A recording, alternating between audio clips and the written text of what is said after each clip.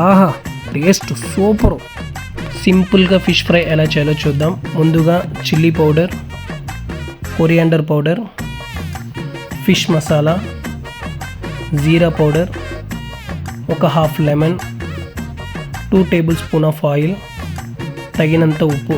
తగినంత ఉప్పు అంటే ఒక 5-6 స్పూన్లు వేసుకోవచ్చు, అంటే అలా కుదరదు, టేస్ట్ చూసి వేసుకోవాలి. వీటన్నిటిని బాగా మిక్స్ చేసి ఒక్కొక్క ఫిష్ తీసుకొని బోత్ సైడ్ బాగా నీట్గా అప్లై చేయాలి.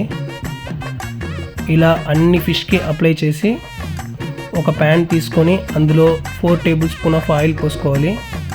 దీన్ని బాగా అప్లై చేసి ఒక్కొక్క ఫిష్ పెట్టి బోత్ సైడ్ బాగా ఫ్రై చేసుకోవాలి.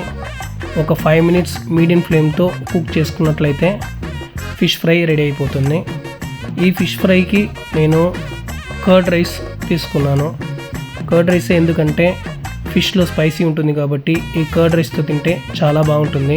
ఫైనల్లీ ఒక కార్బ్, ఒక ఫైబర్ అండ్ ప్రోటీన్, ఈ 3 కాంబినేషన్ పర్ఫెక్ట్గా ఉంటుంది.